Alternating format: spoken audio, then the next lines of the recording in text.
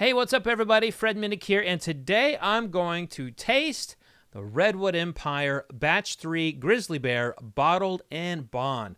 Now, before I get into this, I just have to say, this brand, they really are, like, trying to grab my heartstrings here, because look at all that transparency on the back there. Isn't that great? Look at all those details.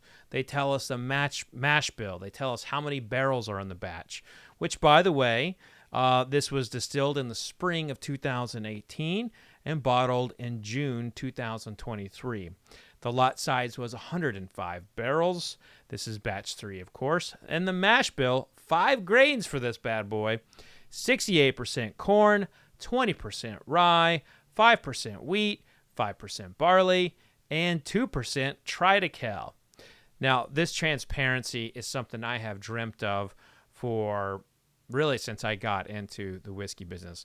My book, Bourbon Curious, which first came out in 2015, I said I would love to see mash bills and how many barrels are in a batch on the back of a label. And so this label, no matter what I think of this whiskey, this label is like a dream come true for me. This is really an awesome, transparent whiskey company, and just, I'm just through the moon about what's on this label here.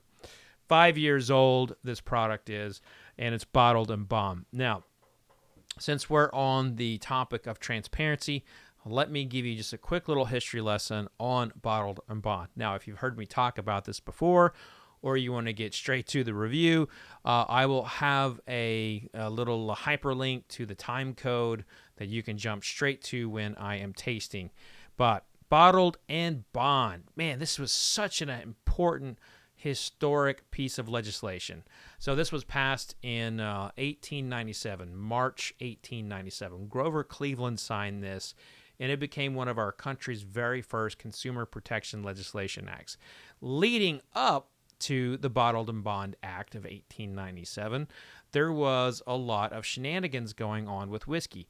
You had rectifiers who were trying to pass off like half barrels of other items and a little bit of whiskey in there. They would put things in there like prune juice, tobacco spit, even rattlesnake heads. I mean, they had no ethics. They had no laws governing them, telling them what they could not put in the barrel. They would even put kerosene in there, sulfuric acid. It was a really bad time to be a whiskey drinker. So if you were to travel back in time into 1875 and you think you're going to go to the saloon and get better whiskey, I'm going to tell you right now, you got something that could probably kill you. You know, you had to be careful with what you drank back then. You had to know who was making it. You had to know if it was getting cut, that sort of thing. It'd be sort of like, it'd be sort of like going to like a pharmacist, right? A compounding pharmacist. If you trust a compounding pharmacist, you're in good shape. But if you're going to another country, you don't know their degrees, whatever, it could be rough. So that's probably a bad analogy. I used to give a drug dealer analogy for that one, but I don't really think it's a good place to be talking about drugs. Anyway, so I guess in a sense, I did talk about drugs, though, but it was more of the pharmaceutical drugs, which honestly, the pharmaceutical industry is almost like the new drug dealer. They've always been the drug dealer, but anyway, I digress. Let me now get into the what was going on. So the doctors were having issues going back to, I'm all over the place today, but bear with me. The doctors were having issues with the whiskey they were prescribing, not getting their patients better, because back then they were prescribing whiskey to heal people, and in some cases it still does that. You know what I'm saying? And then the druggists or the pharmacists, they were like, hey, we would like to have a better, more potent, more pure whiskey to prescribe to people. And the distillers were like, hey, sign us up, but the business is, I got to sell this barrel to this guy, and he cuts it, and he bottles it, and you buy it from him.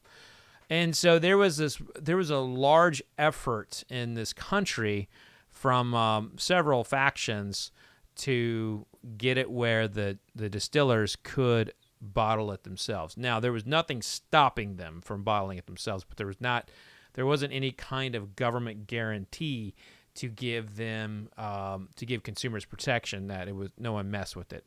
And so what the government did was they essentially gave a government guarantee that this whiskey was distilled in one distilling season and at one distillery, and that it was at least 4 years old, bottled at 100 proof, and there was a lot of transparency on the label and in the cases. This would be the creme de la creme of American whiskey, but in terms of like categorically, this was the creme de la creme. Like distillers like fought to be here. They would want to be a bottled and bond distillery, and so anytime a new craft distiller has a bottled and bond, I'm like, yeah, woo! And sometimes it stinks. I'm like, ugh. So it's a little awkward, but I'm still always excited when there is a new bottled and bond on the market. My buddy Bernie Lubber's always out there pushing it for the bottled and bond world. And, of course, he's with Heaven Hill, who has the most labels of bottled and bond products. At any rate, this label still stands strong today as testament here with this Redwood Empire, this grizzly bear. And, again, I just want to say thank you. I want to say thank you to the whole team over at Redwood Empire, especially Jeff, for making sure that transparency is alive and well on your labels. Now that I've complimented you, I'm going to taste your whiskey now, and it's just now the nice part's over. If this stinks, I'm going to say it. But here we go. Okay. All right, this smells a little bit. It smells like a little bit like an old desk. And that can be a good thing. It can also be a bad thing. Like if there's like, I'm not saying that this has like kind of a moldy smell, but there is a hint of like a basement old desk thing, but it's not as bad as other whiskeys I have smelled. So I'm picking that up. That's the first thing I'm smelling. After that, I get some fruit, I get some floral. So it's not dead on the nose necessarily, but it is just enough in my mind. Like I smell this old desk. I smell what could be like a mold. Kind of like a dungy shower curtain. That being said, that fruit, that floral, it's kind of like a battle on my nose. Like this, you got this smell over here that I really do not like, and then I got these two smells here that I really do like. So it's kind of we'll give it a wash. So it'll be all about the taste here. The nose is just kind of right down the middle. Not good, not bad. Could have been good, could have been bad. So we're going in with a blank slate on the palate.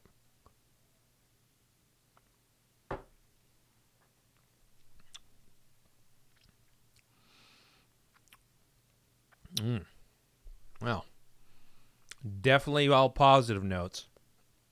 No, woo.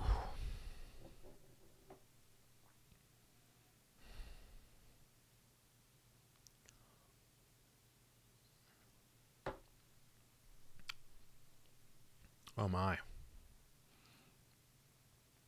This is really good. I get this beautiful maple syrup note. I get some hazelnut. I get this like brown sugar butter. It's really resonating after this brown sugar butter note. I get kind of a cinnamon, like a cinnamon red hot, just kind of flares up, and just really focusing on like how it feels going down as well. It feels tingly. It feels very tingly. Yeah, I like this. I like this a lot. Let's see. The other thing they do is they plant a tree every time you buy a bottle. My God, this distillery is just they're being so good in this world. We need more good in this world. Redwood Empire. Shit, I hope I haven't been saying Red Empire this whole time. This whiskey's so good, it's like, I'm already out on a fishing boat or going to a baseball game, just completely forgetting my job here of like tasting analytically.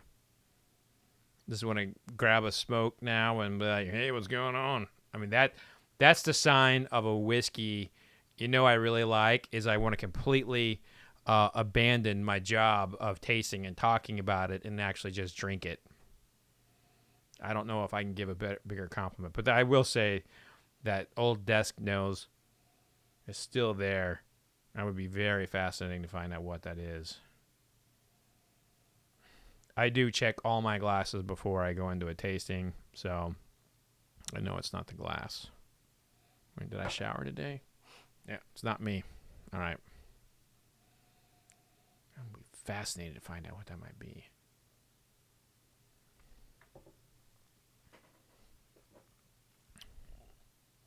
This maple syrup hazelnut combo with this finish of cinnamon, it's just lovely. It's just lovely. And it's and I said it before, it's this cinnamon kind of like feeling on the way down. You have taste receptors in the back of your throat kind of going down. You have them in your belly, some that tingle there. That's the kind of like the whiskey hug. If it was a Kentucky bourbon, you'd say it's the Kentucky hug. But Redwood Empire, hats off to you. I'm not wearing a hat, but this was fantastic. I loved last year's release. I think I might like this one more. This is going to be going to my home and going to become a house bourbon for sure. Big fan of this batch 3. It is something that you probably will find available. It's online in a lot of places, $80 to $90, but they're a small company. You sometimes you got to spend more with those smaller companies. And that being said, I can't say enough good things about the labeling. This is very tasty, and I'm trying to give you some comparisons here. It comes down to, would I buy Old Forester 1920 over this? I don't know. I'm going to have to throw them in a blind tasting and find out. I'm buying this over the Woodford Reserves of the world. I'd buy it over Evan Williams Bottled and Bond, which you know how high I am on that one. Of course, that's like $15-20 too. Rare Breed, would I buy it over Rare Breed? I don't know if I'm buying a lot of things over Rare Breed, but again, I'll throw it in a blind tasting one of these days, and we'll see how it fares. I know this.